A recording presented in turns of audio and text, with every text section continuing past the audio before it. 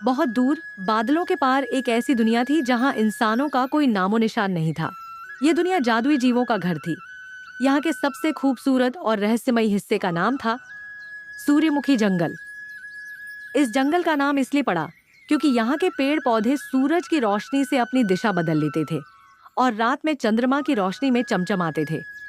हर सुबह जब सूरज की पहली किरण जंगल पर पड़ती तो सारे फूल एक साथ खिल उठते, जैसे वे सूरज को सलाम कर रहे हों।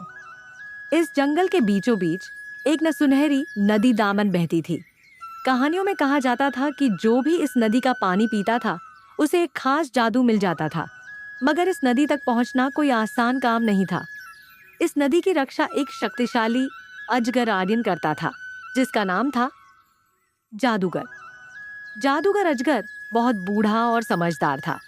उसकी त्वचा पन्नों की तरह हरे रंग की थी और उसकी आंखें दो जगमगाते सितारों की तरह चमकती थीं।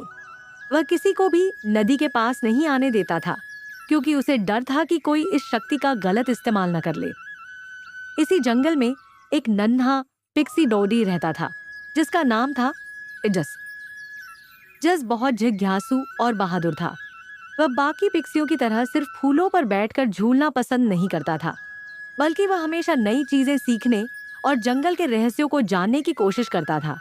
उसने अपने दादा दादी से सुन रखा था कि अगर कोई सुनहरी नदी का पानी पी ले तो वह पूरे जंगल को एक बड़े खतरे से बचा सकता है। ये खतरा था काले बादलों का स्ताबाहब का, जो धीरे धीरे जंगल को अपनी चपेट में ले रहे थे। ये बादल न सिर्फ सूरज की रोशनी को रोकते थे, बल्कि ये सारी जादुई शक्तियां भी सोख लेते थे। जहां जहां ये बादल जाते वहां के पेड़ पौधे मुरझा जाते और जानवर उदास हो जाते। एक दिन जब जस अपने दोस्तों के साथ चमकती झीलाबाद के पास खेल रहा था, उसने देखा कि काले बादल और घने होते जा रहे हैं।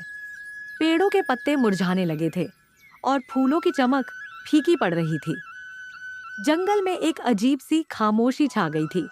जंगल के जानवरों में डर फैलने लगा था। जस को महसूस हुआ कि अब और इंतजार नहीं किया जा सकता। उसे सुनहरी नदी तक पहुंचना ही होगा। पर यह आसान नहीं था। सबसे पहले उसे जादूगर अजगर को मनाना था, जो रास्ते में एक विशालकाय दीवार की तरह खड़ा था। कथावाचक। जस ने हिम्मत करके सुनहरी नदी की ओर अपना रास्ता बनाया।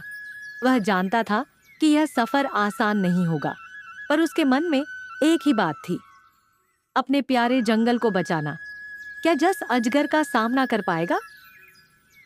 ये जानने के लिए हमें अगले एपिसोड का इंतजार करना होगा।